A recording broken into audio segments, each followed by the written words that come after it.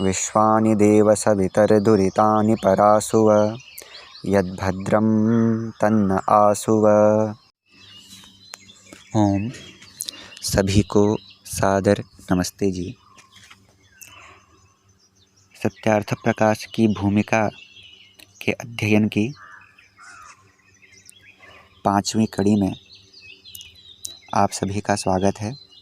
तो चलिए भूमिका का अध्ययन प्रारंभ करते हैं।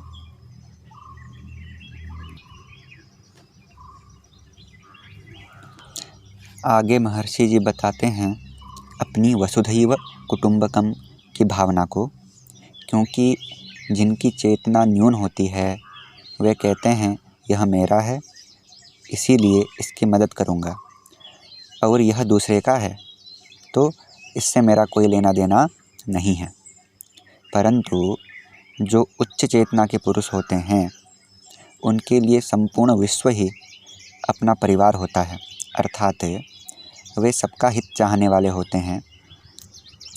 ऐसे ही हमारे महर्षि जी भी हैं।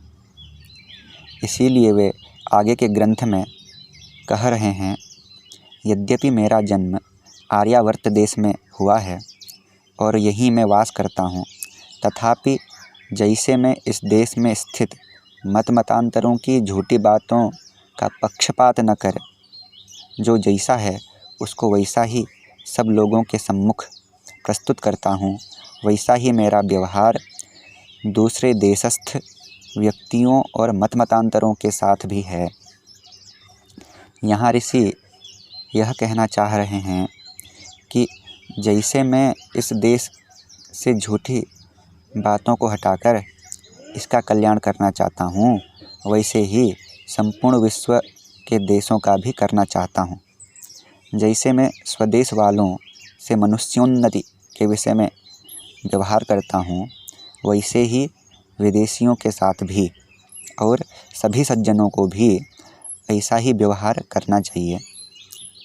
महर्षि कहते हैं, यदि मैं भी एक मत का पक्षपाती होता तो जैसे आजकल पक्षपाती लोग स्वमत की स्तुति, मंडन और प्रचार करने में लगे रहते हैं और दूसरे मत की निंदा, हानि और बाधा डालने में तत्पर रहते हैं, वैसा मैं भी होता। पर मैं वैसा नहीं हूँ, क्योंकि ये बातें मनुष्यपने अर्थात मानवता के सिद्धांत से परे हैं।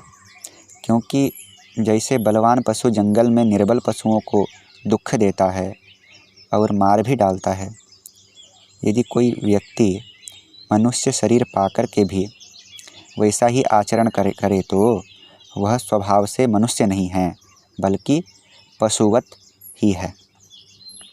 परंतु मनुष्य कहलाने योग्य कौन है? जो बलवान होकर भी निर्बलों की रक्षा करे, और जो स्वार्थ के वशीभूत होकर पर हानि मात्र करता है, वह जानो कि पशुओं का भी बड़ा भाई है। तो आज की इस श्रृंखला में इतना ही। आगे की श्रृंखला में जानेंगे कि महर्षि जी ने भूमिका में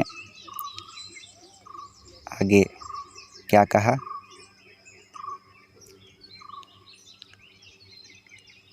धन्यवाद। ओम सभी को सादर नमस्ते जी।